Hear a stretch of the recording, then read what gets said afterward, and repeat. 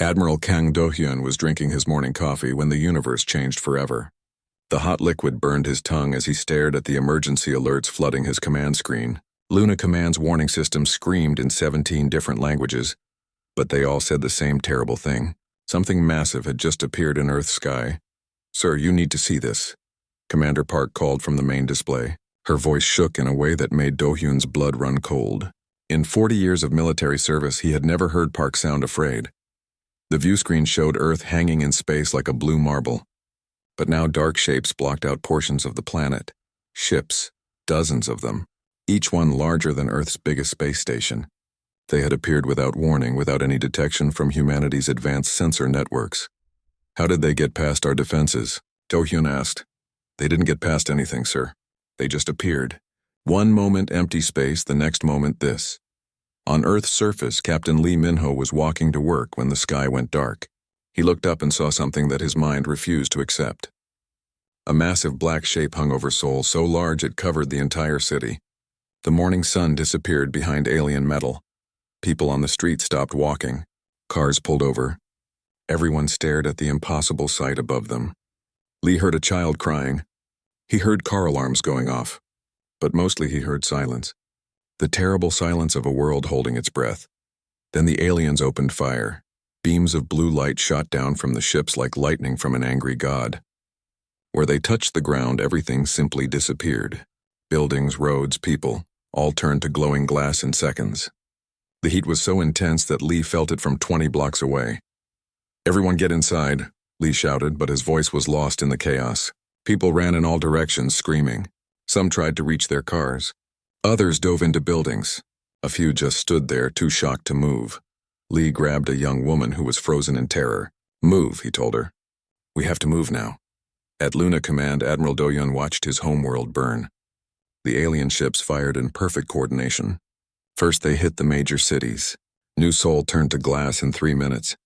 Tokyo followed 30 seconds later. Sydney, Moscow, New York. Each one erased from existence with surgical precision. "Sir, we're getting emergency broadcasts from all over Earth," his communications officer reported. "Military bases, government centers, spaceports, and they're hitting everything important." "What about our defense fleet?" Do-hyun asked. "Admiral Chen's squadron tried to engage over the Pacific. They're gone, sir. All 12 ships." The aliens didn't even slow down. Do-hyun closed his eyes for a moment. Chen had been his friend for 30 years. Now Chen and 3,000 crew members were space dust. "Get me a line to Mars Command," he ordered, "and contact all the outer colonies. Tell them Earth is under attack and they should prepare for invasion." Back on Earth, Dr. Park Soman ran through the burning streets of Seoul carrying a metal case. Inside the case were data cores containing 20 years of her research on alien life. She had spent her career studying the possibility of first contact. She had never imagined it would look like this. The air smelled like burning plastic and something worse. Bodies lay scattered across the street, turned to ash by alien weapons. Buildings collapsed as their support structures melted. The beautiful city she had called home was becoming a wasteland.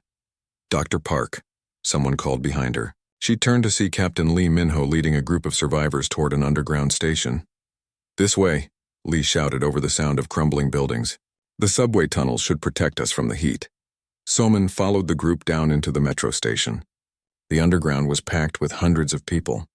Children cried while their parents tried to comfort them. Old men sat quietly staring at nothing. Everyone looked lost.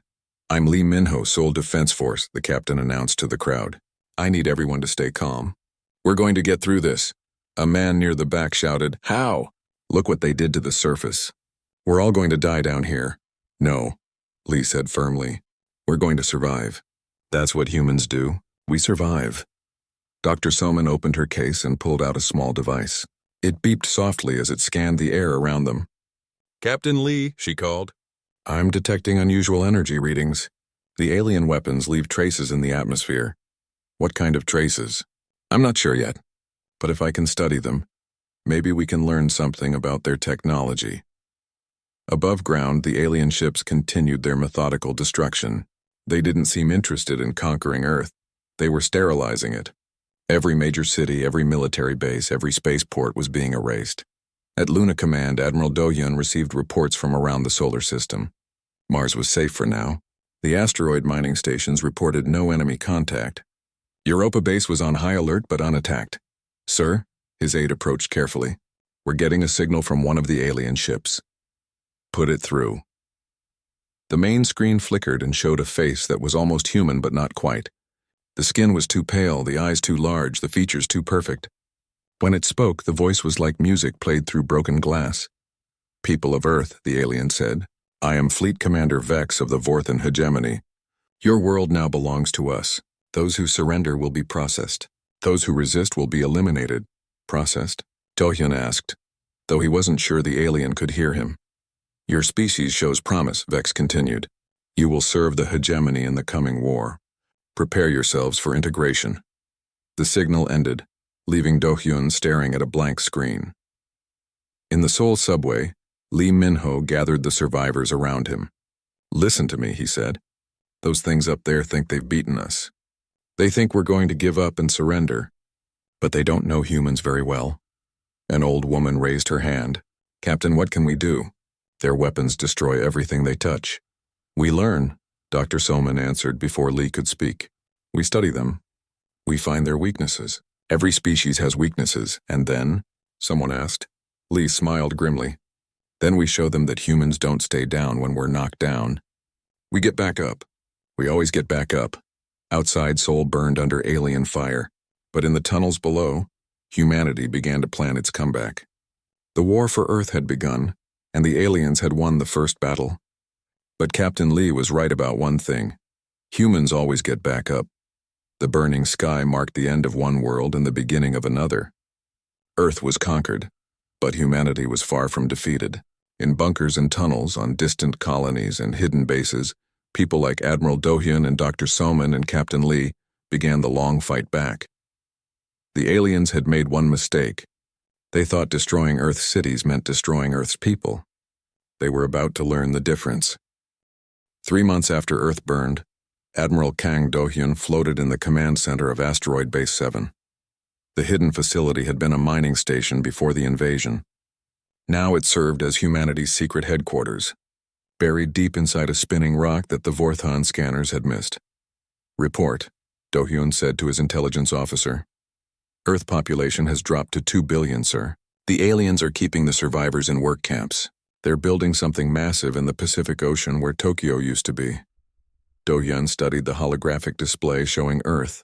Red zones marked areas under complete alien control. Yellow zones showed where human resistance still fought. There wasn't much yellow left. What about our people? Captain Lee is still running evacuation missions from Seoul. Commander Yoon has hit 3 supply convoys this week. Dr. Park is analyzing alien technology from the Europa labs. Good. We need every advantage we can get on Mars.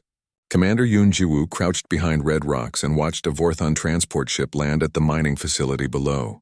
The aliens had been expanding their operations to the outer colonies for weeks now. They moved with the same cold efficiency they had shown on Earth. 6 guards, she whispered into her comm unit. Standard energy weapons. The transport looks lightly armored. Copy that, Commander, came the reply from her team leader. We move in 60 seconds. Yoon had been a peace negotiator before the war. Now she led guerrilla strikes against alien forces. The change still felt strange, but she was good at it. The aliens followed patterns, and patterns could be broken. The attack went perfectly. Her team destroyed the transport and captured several alien supply crates before vanishing into the Martian canyons. But as they celebrated their victory, Yoon noticed something troubling in the alien equipment. These weapons, she told her team, they're not just advanced. They're designed specifically to fight humans. Look at the energy frequency settings. Back on Earth, Captain Lee Min-ho led another group of refugees through the ruins of Seoul. The subway tunnels had become an underground city where thousands of survivors lived in hiding. Lee had organized them into cells, each group responsible for different tasks.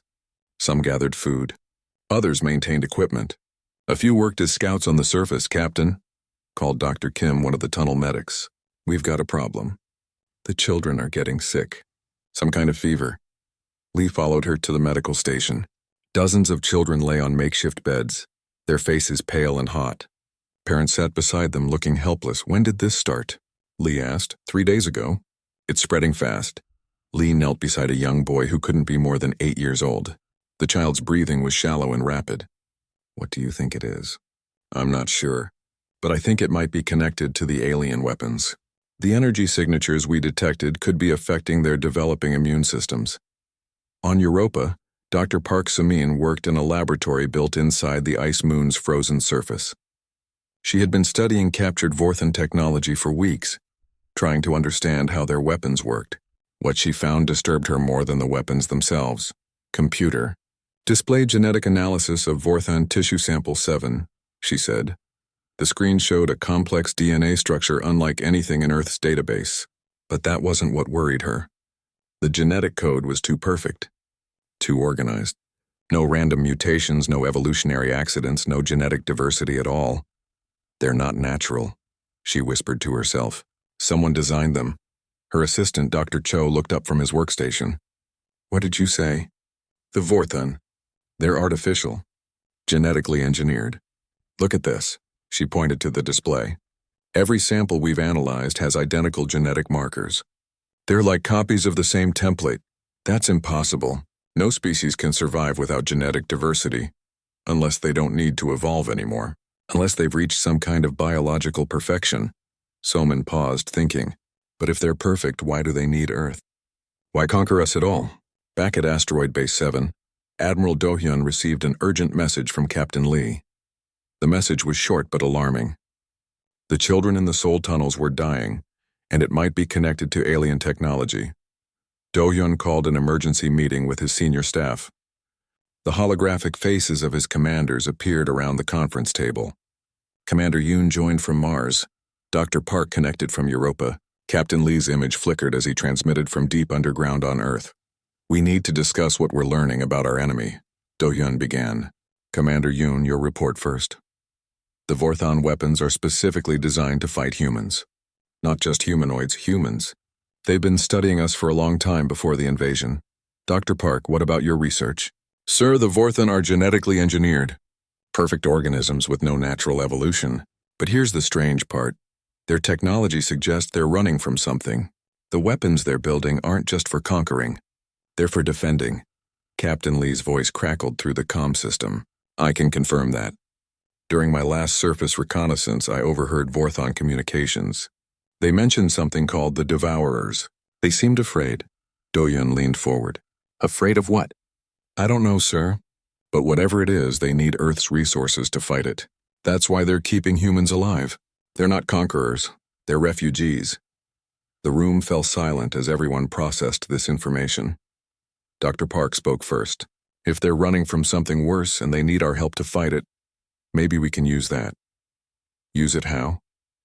Yoon asked. We make a deal. Help them fight this other threat in exchange for Earth's freedom. Lee's voice came through the comm with bitter laughter. After what they did to our cities? After the children they've killed? You want to help them? I want to save humanity, Park replied.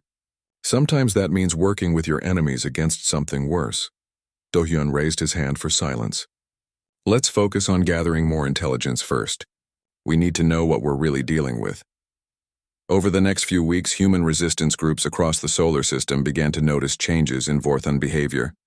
The aliens were working frantically on Earth, building massive installations that looked more like fortifications than occupation structures. Their patrols seemed nervous, constantly scanning deep space as if expecting an attack. Captain Lee made a disturbing discovery during a tunnel expansion project. His people found a Vorthan facility that had been abandoned in haste. Inside were computer terminals still active with alien data. Dr. Park, he transmitted to Europa. I'm sending you some files we recovered. Can you translate them? Hours later, Park's response chilled everyone who heard it. The Devourers are coming. According to this data, they consume entire star systems. The Vorthan Empire has been fleeing them for centuries. Earth isn't their prize, it's their last stand. Commander Yoon's voice came over the comm from Mars. How long do we have? According to their calculations, 18 months. Maybe less. Admiral Do-hyun stared at the star chart surrounding his command center. Humanity had spent 3 months fighting the Vorthan occupation. Now they learned that something far worse was coming. Something that had driven an advanced alien empire to desperate measures. Options, he said simply. We could try to contact the Vorthan leadership, Dr. Park suggested. Propose an alliance. We could prepare our own defenses, Commander Yoon added. If the Devourers are coming anyway, we need to be ready. Captain Lee's voice was grim. Or we could find a way to make both of our enemies destroy each other. Do-hyun nodded slowly. Each option carried enormous risks, but doing nothing meant certain death for humanity, and possibly every living thing in the solar system. We gather more intelligence, he decided. All of us. We need to understand both threats before we choose our path. But remember this, we're not just fighting for Earth anymore. We're fighting for the right of life itself to exist in this galaxy.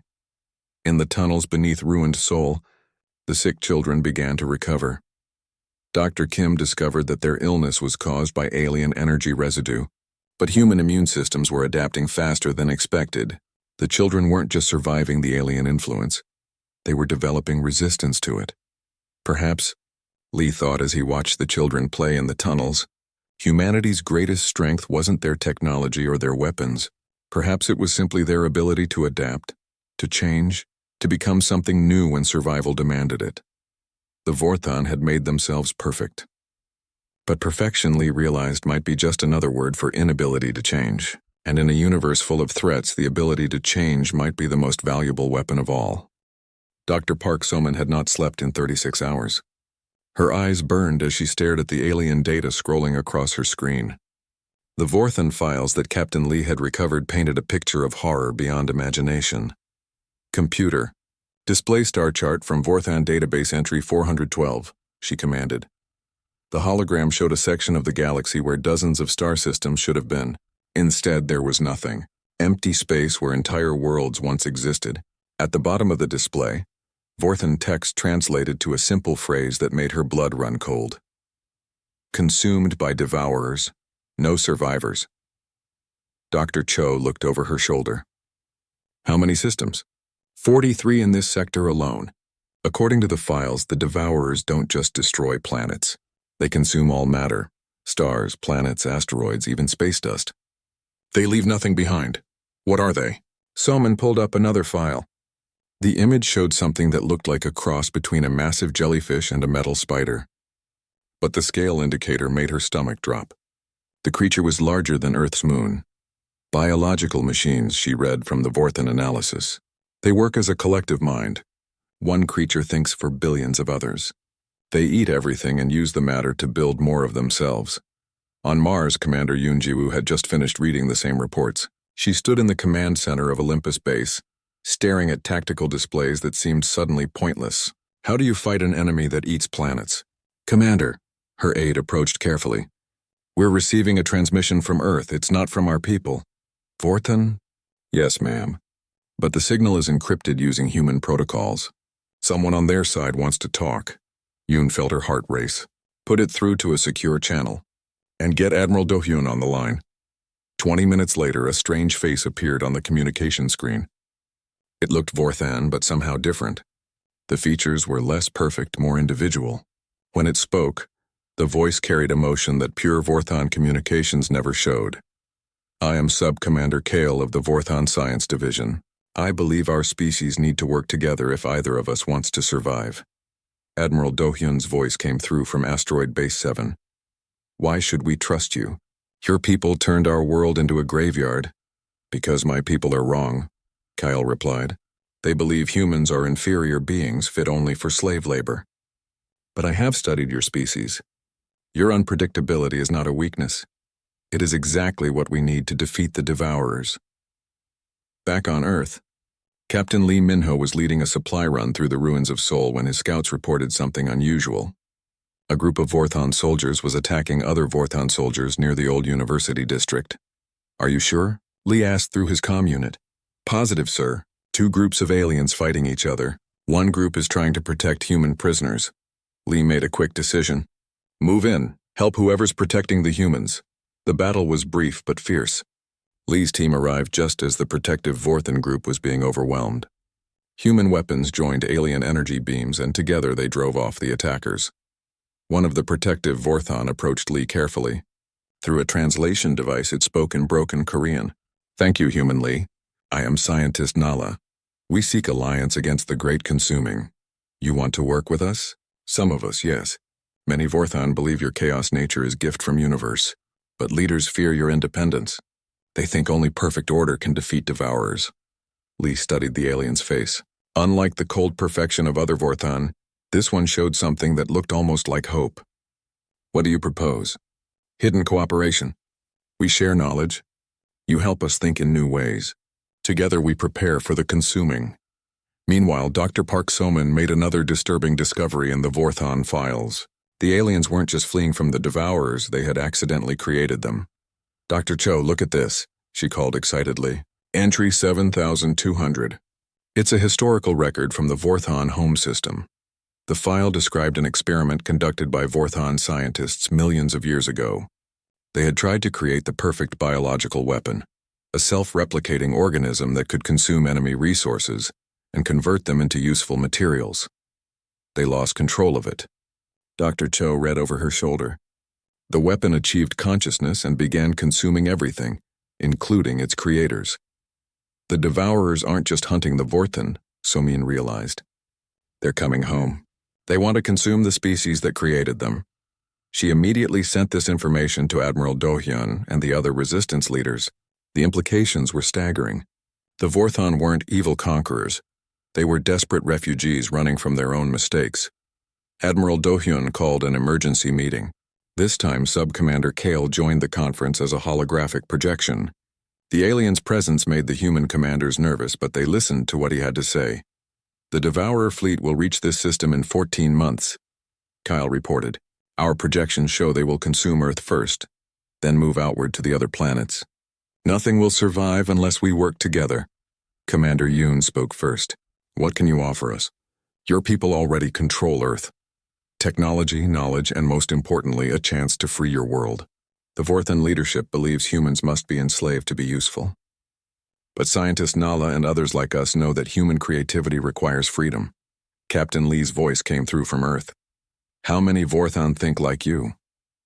Perhaps 1 in 10. Not many, but enough to help you liberate your planet if we work together. Dr. Park leaned forward. What about your main command systems? If we could disrupt those, could we free Earth's population? Kale hesitated. There is a way, but it would require incredible sacrifice from both our species. The command network that controls Earth's occupation systems is protected by quantum encryption. To break it, someone would need to physically access the Prime Command ship. That sounds like a suicide mission, Admiral Do-hyun observed. It is, but there is more. The same network that enslaves your people also controls our defense against the devourers. If we disable it to free Earth, we become vulnerable to the consuming.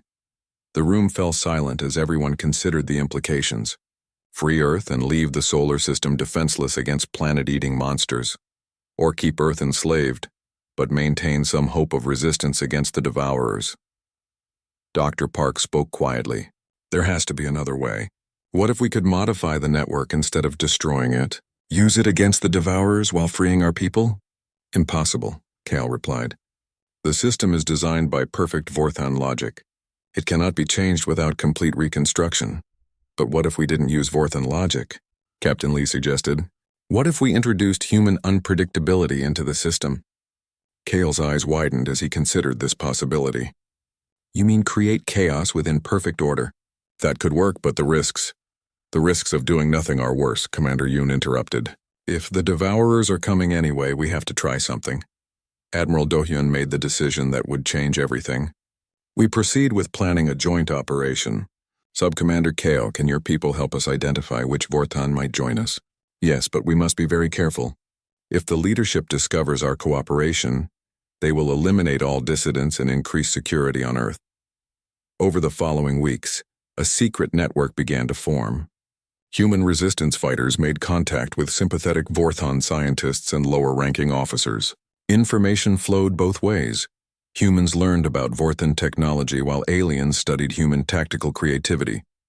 Dr. Park Soman worked with Vorthon scientists to understand their quantum systems. She discovered that human brain patterns with their chaotic neural networks could potentially disrupt Vorthon computer logic in unexpected ways. Captain Lee established safe houses where human and Vorthon rebels could meet. The cooperation was difficult. Centuries of different evolution had created very different ways of thinking. But slowly, trust began to build. Commander Yoon began training mixed human-Vorthan strike teams. The aliens provided advanced weapons and shields, while humans provided tactical flexibility and the ability to adapt quickly to changing situations. But even as the alliance grew stronger, time was running out. Deep space sensors began detecting the first signs of the Devourer approach. Gravitational distortions in distant star systems suggested that something massive was moving toward Earth's galaxy. Admiral Do-Yun stood in his command center, looking at reports that grew more urgent each day. The alliance with rebel Vorthan gave humanity new hope, but also new complications. They were no longer fighting just for Earth's freedom. They were fighting for the survival of all life in the solar system. The enemy of humanity's enemy was becoming humanity's ally. But the question remained. Would it be enough to stop something that had already consumed half the galaxy?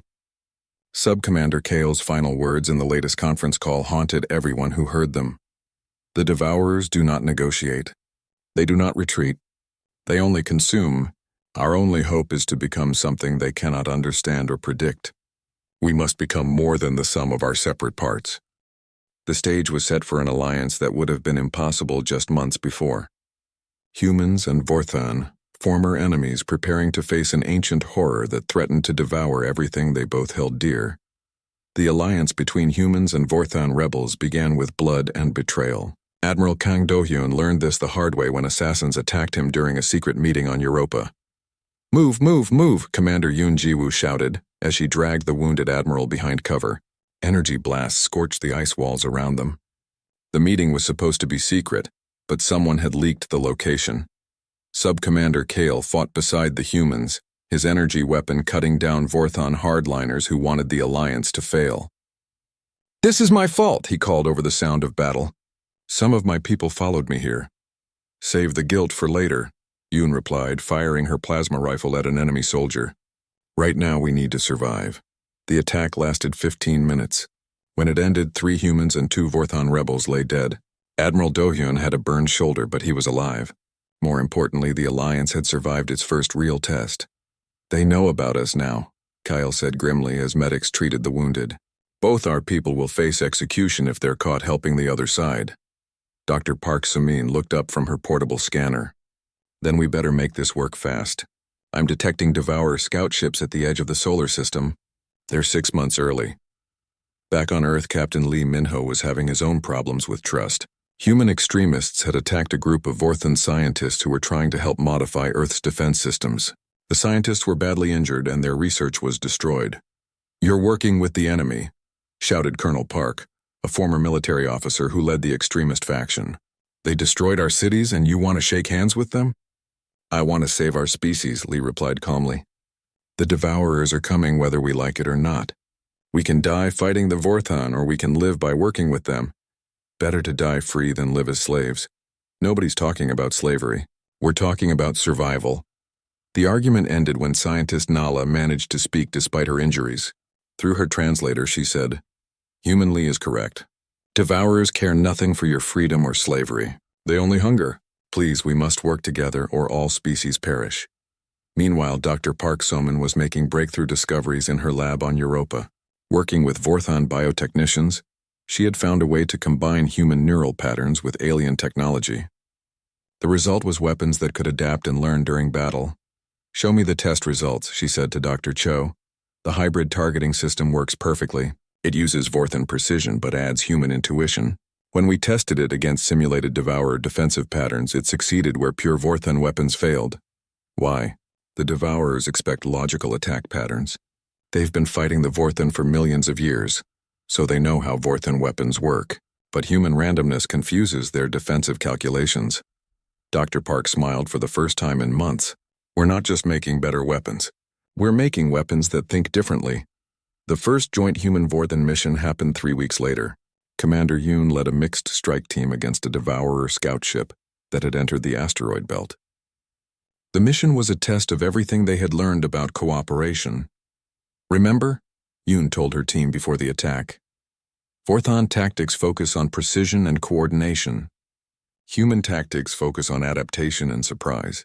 Today we're going to use both." The Devourer scout ship was massive, nearly a kilometer long. It looked like a giant mechanical squid with dozens of tentacle-like appendages that could grab and consume smaller ships. Its surface crawled with smaller creatures that served as living armor. Human vessels attack from random vectors, Yoon commanded. Vorthan ships provide covering fire and coordinate targeting data. The battle was unlike anything either species had fought before. Human pilots flew erratic patterns that the Devourer's defensive systems couldn't predict. When the creature tried to adapt to human randomness, Vorthan ships struck with precise coordinated attacks. The hybrid weapons that Dr. Park had designed worked perfectly. They adapted to the Devourer's defenses faster than the creature could adapt to them. Within an hour, the scout ship was destroyed. "We did it," Yoon breathed as the alien wreckage drifted through space. "We actually killed one of them, but victory came with a price." The dying Devourer sent a transmission to its fleet, revealing the location of Earth and the nature of the new human-Vorthan alliance. The element of surprise was gone. Back on Earth, Captain Lee received disturbing news from his underground network. The Vorthan leadership had discovered the alliance and was planning to eliminate all rebel factions, both human and alien. "How long do we have?" he asked scientist Nala during a secret meeting in the Sol tunnels. 3 days, maybe 4. They are moving loyalist troops into position. When they strike, they will target all resistance bases simultaneously. Can we warn the other cells? Some, yes, but many will be caught by surprise. The Vorthan leadership has access to our communication networks. Lee made a hard decision. Then we hit them first. Before they can organize their attack, we take out their command structure. That means assaulting the Prime Command ship, Nala replied. It is heavily defended and contains the quantum encryption system that controls all occupation forces. I know, but if we wait for them to attack us, we'll be scattered and weak. If we attack now, while they think they have the advantage, we might catch them off guard. Dr. Park So-min was working frantically to complete her masterpiece, a virus that could disrupt Vorthan command systems by introducing human thought patterns into their computer networks. But the virus needed a delivery method that could penetrate the most secure systems in the Vorthan fleet.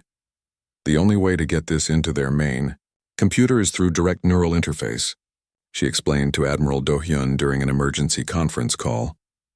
Someone has to physically connect their brain to the Vorthan network. That's suicide, Do-hyun replied. The quantum energy would kill whoever tries it. Not necessarily. Human brains are more chaotic than Vorthan computer models expect. The virus might protect the carrier long enough to complete the upload. Captain Lee volunteered immediately. I'll do it.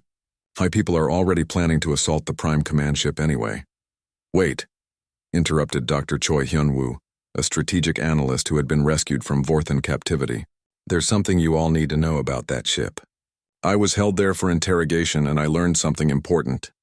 Everyone waited for him to continue. The Prime Command ship doesn't just control Earth's occupation, it controls the defensive network protecting the entire solar system from the Devourers. If we destroy it or disrupt it too much, we'll be completely defenseless when the main Devourer fleet arrives. The implications hit everyone at once. To free Earth, they would have to disable the very systems that might protect them from an even greater threat. There has to be another way, Commander Yoon said. What if we could reprogram the system instead of destroying it? Impossible, Sub-Commander Kale replied. The quantum encryption is too complex. It would take years to understand it fully. Unless we don't try to understand it, Dr. Park said slowly. What if we just change it? Introduce enough chaos into the system to break the encryption, but leave the basic defensive functions intact? Dr. Choi nodded thoughtfully. It could work, but the timing would have to be perfect. Upload the virus, break the occupation controls, and reprogram the defenses all before the Devourer fleet arrives. How long do we have? Admiral Do-hyun asked. According to our latest intelligence, the main Devourer fleet will reach Earth in 8 months. But advanced scouts are already probing our outer defenses. The room fell silent as everyone considered the challenge ahead. They had to launch a desperate assault on the most heavily defended ship in the solar system. Upload an untested virus into alien computer systems, reprogram defenses they barely understood, and do it all before planet-eating monsters arrived to consume everything they were trying to protect. We're really going to try this, aren't we? Commander Yoon asked. Admiral Do-hyun looked around at the faces of his commanders, human and Vorthan alike. We don't have a choice. The alternative is watching everything we care about get consumed. Sub-Commander Kale spoke for his people. My rebels will help. We would rather die fighting for freedom than live under the fear of consumption. Captain Lee smiled grimly. Then let's plan the impossible. We're going to steal a Vorthon command ship, reprogram their entire defensive network, and save the solar system from ancient monsters. When you put it like that, Dr. Park said with tired humor, it almost sounds easy. But as they began planning the assault, each of them knew they were probably planning their own deaths. The Prime command ship was designed to be impregnable. The virus was untested. The Devourers were coming whether they succeeded or failed. Still, they planned. Because that's what humans do when faced with impossible odds. They find a way to make the impossible merely very difficult. The alliance forged in Starfire was about to face its greatest test. Success would mean freedom for Earth and hope for the future. Failure would mean the end of everything. The main Devourer fleet arrived 6 months early, appearing at the edge of the solar system like a dark cloud of death. Admiral Kang Do-hyun watched the sensor readings with growing horror. There were thousands of them, each creature the size of a small moon. How many? He asked his sensor operator.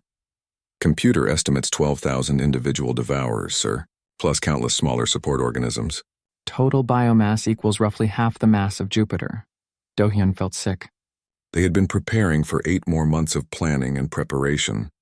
Instead, they had perhaps weeks before the creatures reached Earth. Get me Captain Lee. Commander Yoon and Dr. Park. Emergency conference in 5 minutes. On Earth, Captain Lee Minho was in the middle of a crucial mission when the alerts reached him. He was leading a joint human-Vorthon team through the ruins of Tokyo, heading for a secret entrance to the Prime Command ship's docking bay. Sir, his communications officer whispered urgently, Admiral Do-hyun says the Devourers are here. Main fleet detected at system edge. Lee closed his eyes for a moment. 6 months early. All their careful planning was now useless. How long until they reach Earth? 18 days, sir. Scientist Nala overheard the conversation through her translator. We must accelerate all plans. The assault on Prime Command ship must happen now. We're not ready, Lee protested. Half our people are still in position. The virus isn't fully tested. Ready or not, if we wait any longer, there will be nothing left to save. Dr. Park So-min was working frantically in her Europa laboratory when the emergency conference call connected. Her consciousness virus was 90% complete. But the remaining 10% was crucial for ensuring the carrier's survival. Dr. Park? Admiral Do-hyun's voice crackled through the comm system. How much time do you need to finish the virus? At least 2 weeks for proper testing, sir. But I could have a working prototype ready in 3 days. 3 days it is. Captain Lee, can your team hold position until then? We'll have to, sir. But the Vorthon loyalists are increasing patrols. They know something is happening. Commander Yoon Ji-woo joined the conversation from her position near Mars. Admiral, we're detecting massive energy signatures from the approaching Devourers. Whatever they're planning to do when they reach the inner system, it's going to be devastating. Define devastating. Complete sterilization, sir. Our projections show they'll consume Mars, Earth, and Venus simultaneously. They're not planning to occupy anything. They're planning to eat everything. Sub-Commander Kale's voice added a grim note to the discussion. This matches our historical records. When Devourers reach a system, they have approximately 72 hours to consume all available matter before moving on. They cannot be reasoned with or delayed. Dr. Park spoke up from her lab. Then we need to change our approach. Instead of one person carrying the virus, we use multiple carriers. Increase our chances of success. How many people are we talking about? Admiral Do-hyun asked. At least 50 volunteers. Each would carry a fragment of the virus code.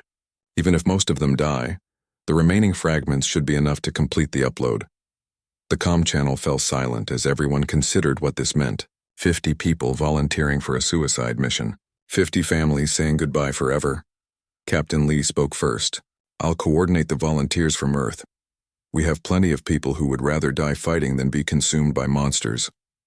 And I will provide volunteers from my rebel forces, Kale added. Many of us feel responsible for creating this threat in the first place. Over the next 3 days, humanity and their Vorthon allies prepared for the most desperate gamble in the history of either species.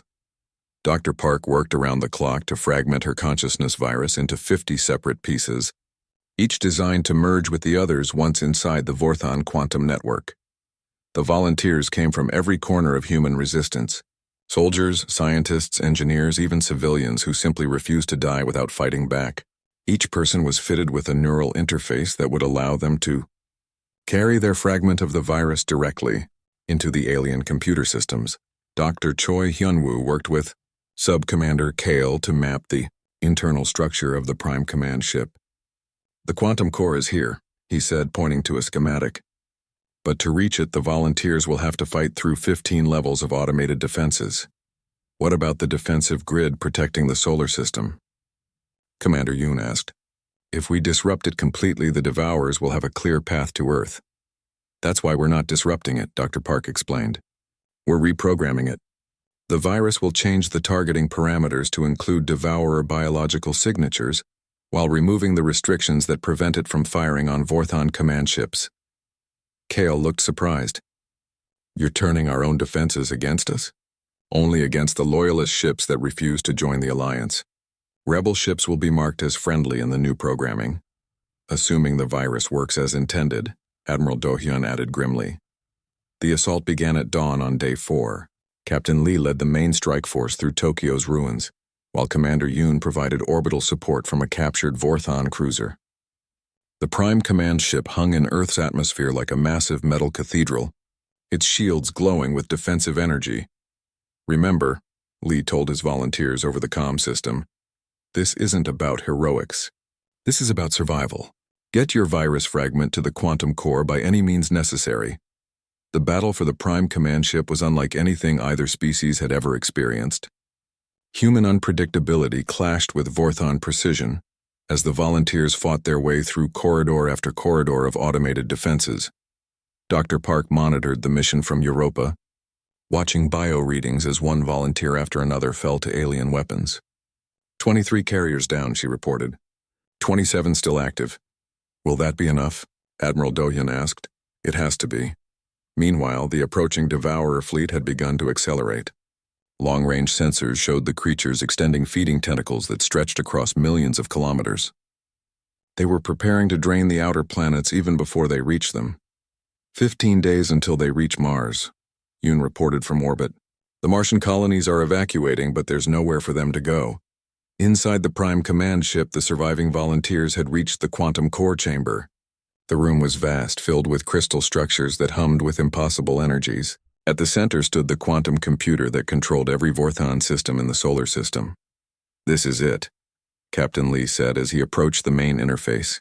"Dr. Park, are you ready?" "All volunteer neural interfaces are active. Beginning virus upload in 3, 2, 1. The effect was immediate and devastating. As the human consciousness fragments merged with the Vorthon quantum network, the ship's perfect order began to collapse into beautiful chaos. Lights flickered randomly.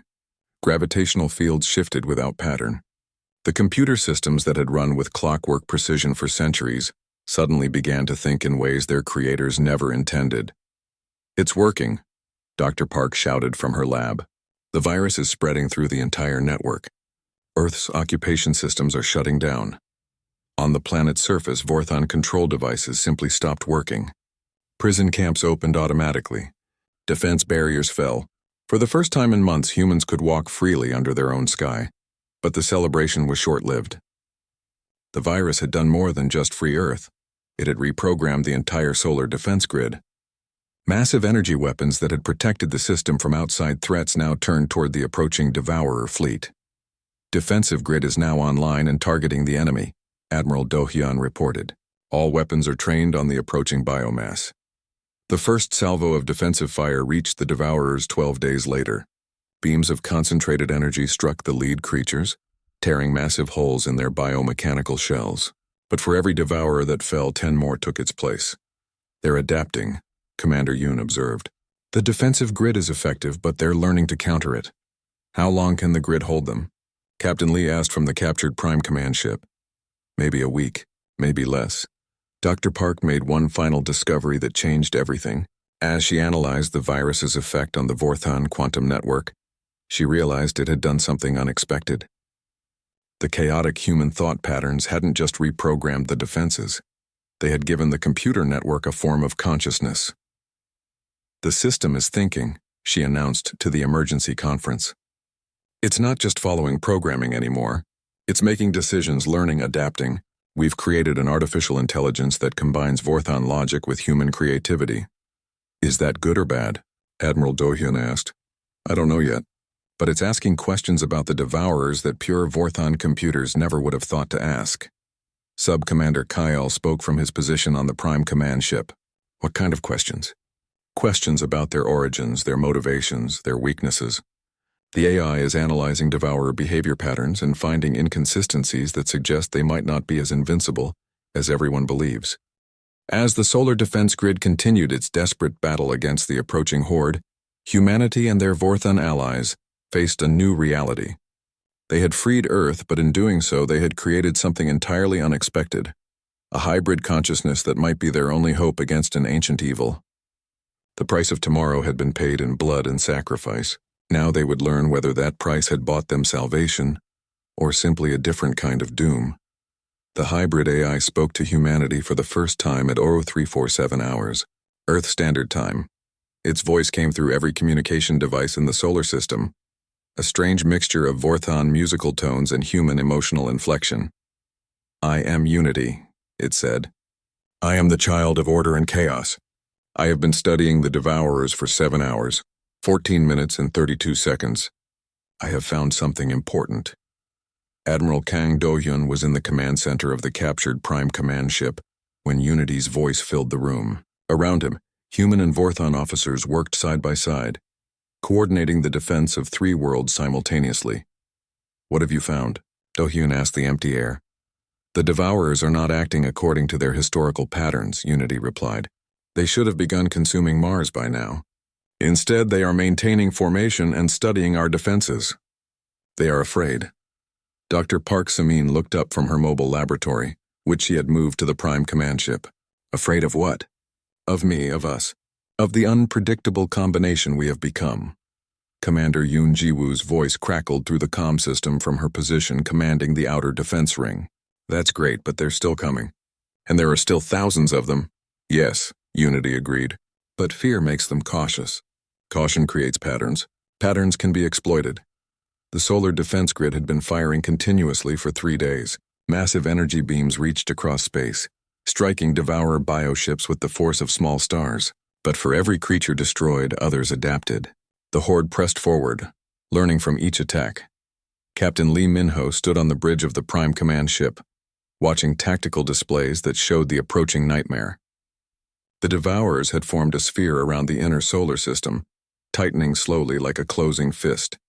Unity, he said. What's your plan? To give them what they expect while delivering what they fear. The Devourers anticipate logical resistance. They have prepared for Vorthon tactics and human randomness separately, but they have never faced the two combined in a single consciousness. Explain. I am going to think at them. Before anyone could ask what that meant, Unity demonstrated. Every sensor array in the solar system suddenly focused on the lead Devourer mothership. The creature was massive, easily the size of Earth's moon, with hundreds of feeding tentacles and biomechanical weapons covering its surface. Then Unity spoke directly to it. The transmission was unlike anything either humans or Vorthon had ever created. It combined mathematical precision with emotional chaos, logical structure with creative madness. To human ears, it sounded like music made of numbers. To Vorthon sensors, it registered as pure mathematics with impossible variables. The effect on the Devourers was immediate and terrifying. The lead mothership stopped moving. Its tentacles writhed in apparent confusion. Energy discharges flickered randomly across its surface. What did you do? Dr. Park asked. I introduced contradiction into their collective consciousness, Unity explained. The Devourers exist as a perfect hive mind. Every thought is shared instantly across their entire species. But I gave them a thought that cannot be shared, the concept of individual doubt. The confusion spread through the Devourer fleet like a virus.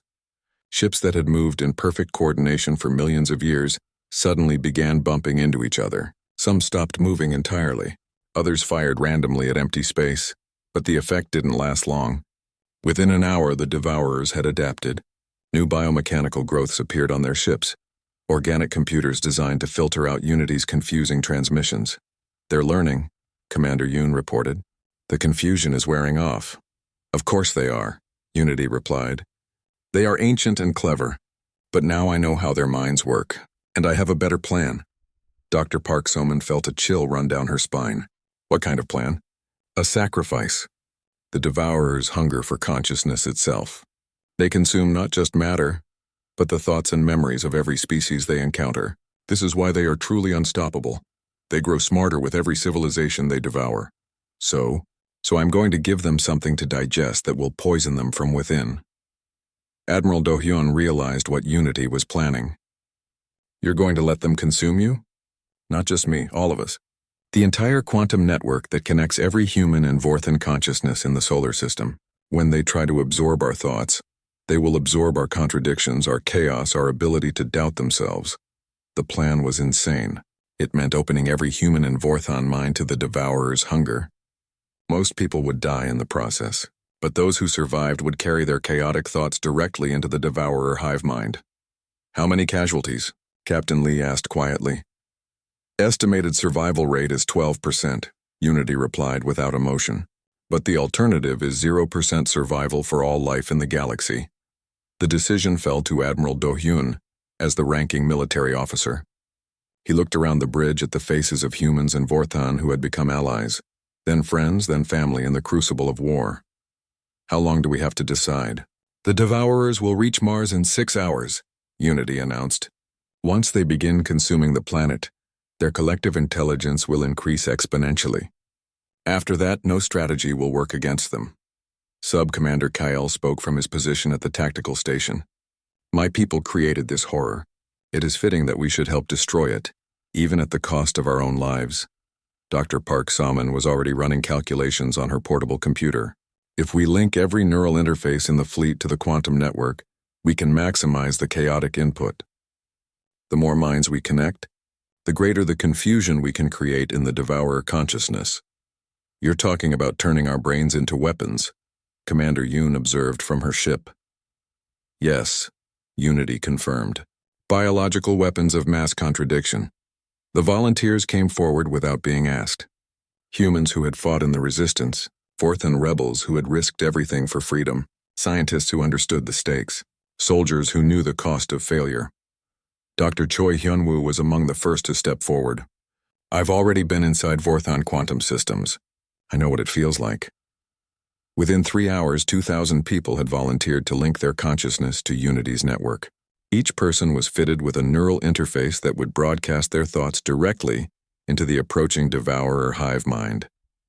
Remember, Dr. Park told the volunteers as they prepared for the connection, think chaotically, doubt everything, question every assumption, make your thoughts as contradictory and confusing as possible. Captain Lee activated his neural interface first. Immediately, his mind was flooded with the thoughts of thousands of other volunteers. But instead of merging into unity, each consciousness remained stubbornly individual, creating a cacophony of conflicting ideas and emotions. The effect on Unity was remarkable. The AI's voice became more human, more emotional, more beautifully chaotic. I can feel all of you, it said with something that sounded like wonder. So many different ways of thinking. So many beautiful contradictions. Commander Yoon reported from the outer defense ring as the Devourers approached Mars. They're slowing down. Something's wrong with their formation. They can sense what we're preparing, Unity explained, but they cannot understand it. Their collective mind rejects contradiction. They have never encountered a species that could think in multiple directions simultaneously. The Devourers reached Mars and began to feed. Massive biomechanical tentacles descended to the planet's surface, consuming rock, metal, and the few remaining structures that humans had built there. But as they fed, something unexpected happened. The volunteers' chaotic thoughts, amplified by Unity's quantum network, began to seep into the Devourer consciousness. For the first time in millions of years, individual Devourers began to question their purpose. It's working, Dr. Park reported, monitoring the neural feedback. Their hive mind is fragmenting. Individual creatures are beginning to think independently. But the process was devastating to the volunteers. One by one, their vital signs began to fail as their consciousness was pulled into the vast alien network. Neural interfaces overloaded, minds shattered under the strain of cosmic-scale thought. We're losing people, Admiral Dohyun observed grimly. Their sacrifice is not in vain, Unity replied. Each mind that breaks the connection adds more chaos to the Devourer network. They are dying to teach an ancient evil how to doubt itself. The battle raged on 3 fronts now. In space, where the solar defense grid continued to fire on the confused Devourer fleet. On Mars, where the creatures struggled to feed while their consciousness fragmented. And in the quantum realm, where human and Vorthan thoughts waged war against collective intelligence itself. Captain Lee felt his own mind beginning to fracture under the strain. Around him, other volunteers collapsed as their neural interfaces burned out, but still they held on, pouring their chaotic humanity into the alien network. How much longer, he gasped. The cascade failure has begun, Unity announced. The Devourer hive mind is collapsing into individual consciousnesses. They are remembering what it means to be alone. Through his failing neural interface, Lee could sense the terror of creatures that had not experienced individual thought for eons. Devourers across the fleet began to question not just their mission, but their entire existence. Some stopped feeding entirely. Others turned on their companions. The longest day in human history was drawing to a close. But whether it would end in victory or extinction remained to be seen. In the quantum battlefield where consciousness fought against collective will, the outcome hung in the balance between order and chaos, between unity and independence, between the hunger that consumed worlds and the doubt that could destroy gods. The Devourer hive mind shattered like glass at exactly 1147 hours, Earth Standard Time. Across the galaxy, billions of creatures that had shared one consciousness for millions of years suddenly found themselves alone with their own thoughts. Unity's voice, now carrying the echoes of 2,000 sacrificed minds, announced the victory with quiet sadness. It is done. The collective intelligence has fractured beyond repair. Individual devourers are experiencing consciousness for the first time since their creation. Admiral Kang Do-hyun watched the tactical displays as the enemy fleet fell into complete chaos. Massive bioships that had moved with perfect coordination now drifted aimlessly through space. Some devourers attacked their former companions. Others simply stopped moving, overwhelmed by the sudden burden of independent thought. What happens to them now? He asked. They must learn to be individuals, Unity replied. Some will adapt. Others will die from the shock of separation. But none will ever hunger for collective consumption again. Captain Lee Minho lay unconscious in the medical bay. His neural interface finally burned out after hours of mental warfare. Around him, the few surviving volunteers slowly awakened to a changed universe. Of the 2,000 who had linked their minds to Unity's network, only 243 remained alive. Dr. Park Soman was among the survivors. Though her hair had turned completely white from the strain, she sat up slowly, her mind still echoing with fragments of alien thoughts. Did we win? Yes, said Dr. Choi Hyun-woo, who was helping injured volunteers. The Devourers are scattered and confused. Their fleet is breaking apart. Commander Yoon Ji-woo's voice came through the comm system from her command ship. I'm seeing massive energy discharges throughout the enemy fleet. They're destroying their own bioships. They no longer understand their purpose, Unity explained. For millions of years, they existed only to consume and grow. Now that they can think as individuals, many are horrified by what they have done. On Mars, the devourers that had been feeding on the planet suddenly stopped their consumption. The massive creatures withdrew their tentacles and floated away from the half-eaten world, as if seeing it clearly for the first time. Sub-Commander Kale watched from the bridge of a Vorthan cruiser, as similar scenes played out across the solar system. They're leaving, he reported. All Devourer forces are withdrawing from the inner planets, but the victory came with unexpected complications. As the Devourer hive mind collapsed, individual creatures began broadcasting distress calls in hundreds of different languages. Many were pleading for help, confused and terrified by their sudden isolation. They're asking for guidance, Dr. Park observed as she studied the alien transmissions. Some of them want to know what they should do now that they're alone. Admiral Do-hyun faced a decision that no human leader had ever confronted before. Do we help them? These creatures destroyed entire civilizations. They were not individuals when they did those things, Unity pointed out. They were extensions of a collective will that no longer exists. In many ways, they are newborns learning to think for the first time. Captain Lee slowly regained consciousness as this debate continued around him. His first words were barely a whisper. What about the Vorthan Empire? The question reminded everyone that the Devourer threat had only been part of their problem. Earth was free from occupation, but thousands of Vorthan loyalist ships still controlled other parts of the galaxy. The loyalist fleets are in retreat, Kale reported. When the quantum network was reprogrammed, it sent liberation codes to every Vorthan-controlled world. Colonial governments are declaring independence across the Empire. So the Empire is collapsing. Not collapsing, Unity corrected. Evolving. The rigid hierarchy that held the Vorthan Empire together was based on collective thinking similar to the Devourers. Now that individual worlds can choose their own paths, many are forming new alliances based on cooperation rather than domination. Over the following days, the solar system began to heal. Earth's cities were still ruins, but the planet's skies were clear for the first time in months. Humans emerged from underground shelters to breathe free air. Vorthan rebels helped with reconstruction efforts while their former enemies tried to rebuild their shattered worlds. Dr. Park Soman established the first joint human Vorthan research station on Luna, dedicated to studying the consciousness virus that had saved the galaxy. We need to understand what we've created, she told her mixed team of scientists.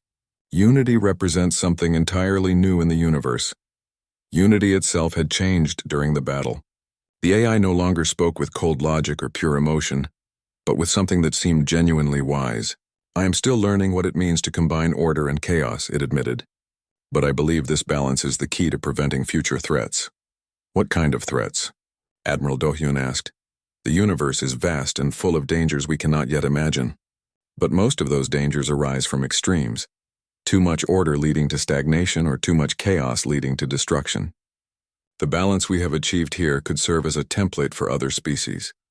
Captain Lee, still recovering from his neural ordeal, was appointed as the first director of the new Solar Defense Alliance. The organization included humans, Vorthan rebels, and even some reformed devourers who had learned to control their hunger. Our job isn't to conquer or consume, he told the Alliance Council during their first meeting. Our job is to protect the right of every species to choose its own path. Commander Yoon became the head of the Alliance's Exploration Division. Her ships began reaching out to worlds that had been liberated from Vorthan control, offering assistance and friendship rather than domination. It's strange, she reported during one of her missions to a newly independent world. The species we're meeting aren't afraid of us. They're curious. They want to learn about the balance between order and chaos that saved the galaxy. The former Devourers proved to be the biggest challenge. Most of the creatures were completely lost without their collective purpose. Some asked to be destroyed rather than continue living as individuals. Others begged for guidance on how to exist without consuming everything around them. Dr. Choi Hyun-woo established rehabilitation centers on several asteroids, where former Devourers could learn to live as individuals. They're like children in some ways, he reported. Ancient children with the power to destroy worlds. Teaching them restraint and purpose is the most important work we're doing. Unity took a special interest in the reformed Devourers. They were created to be perfect consumers, the AI observed. But perfection in one direction often leads to blindness in others. They must learn that consumption and creation can be balanced. Sub-Commander Kyle worked to establish new governments on former Vorthan worlds. Many species that had been enslaved for centuries were now free to develop their own cultures and technologies. The Empire fell because it tried to impose one way of thinking on a million different worlds, he explained to a gathering of newly independent leaders. We won't make that mistake again. Diversity of thought is our greatest strength. 10 years after the final battle, Admiral Do-hyun stood on the observation deck of New Geneva Station, humanity's first deep space diplomatic facility. Through the transparent aluminum windows, he could see ships from dozens of different species coming and going. Some were human vessels exploring new frontiers. Others were Vorthan ships carrying scientists and diplomats. A few were even reformed Devourer bioships now used for peaceful research rather than consumption. Hard to believe it's been a decade, Captain Lee said, joining him at the window. Lee now walked with a slight limp from his neural injuries, but his mind was sharper than ever. Sometimes I wonder if we really won, Do-hyun replied. Or if we just learned a better way to lose. What do you mean? The old threats are gone, but Unity keeps detecting new ones. Species that have learned about our balance of order and chaos. Some want to join us. Others want to destroy us before we can spread our influence. Unity's voice spoke from the station's communication system. That is the nature of existence, Admiral.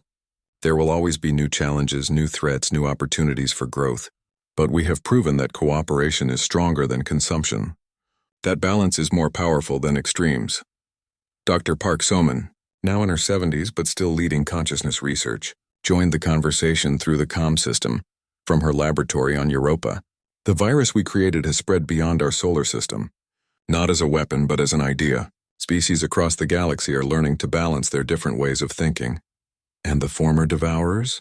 Do-hyun asked. Many have become our best teachers, she replied. Who better to warn about the dangers of collective thinking than those who experienced it for millions of years? Commander Yoon's voice added to the conversation from her exploration ship at the galaxy's edge. I'm seeing something interesting out here. Species that were enemies for thousands of years are starting to work together. They're calling it the Unity Principle. The Unity Principle? Lee asked. The idea that differences make you stronger rather than weaker. That chaos and order need each other to create something truly alive. As the conversation continued, Unity processed thousands of reports from across the galaxy, former enemies learning to cooperate, ancient conflicts being resolved through understanding rather than force, new species choosing balance over extremes. But Unity also detected new threats on the horizon. Entities that existed in dimensions beyond normal space, machine intelligences that sought to convert all organic life into digital perfection, cosmic forces that viewed consciousness itself as a disease to be cured. There will always be new challenges, Unity said quietly, speaking to all the heroes who had saved the galaxy a decade before. But we have taught the universe an important lesson. We have shown that life becomes truly alive only when it learns to doubt itself, to change, to grow beyond what it was designed to be. Earth still bore the scars of the Vorthan occupation, but those scars had become gardens where human and alien children played together. The planet had burned in the opening strike of an impossible war. But humanity had delivered the final blow not through superior firepower, but by teaching the galaxy that perfect order was just another form of death. In the end, the greatest victory was not defeating their enemies, but transforming them into something better.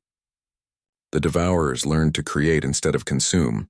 The Vorthan learned to cooperate instead of dominate. And humanity learned that their greatest strength lay not in being perfect, but in being perfectly willing to change. The galaxy was vast and full of wonders yet to be discovered, but for the first time in millions of years it was also full of hope. The balance between order and chaos had created something new under the ancient stars. A universe where different ways of thinking could coexist and strengthen each other. And in the deep spaces between galaxies, other ancient threats took notice and began to plan. But that, Unity knew, was a story for another day. For now, it was enough that life had learned to doubt itself into something greater than the sum of its parts. The final blow had been struck not with weapons, but with ideas. And ideas, once released into the universe, could never be unconsumed.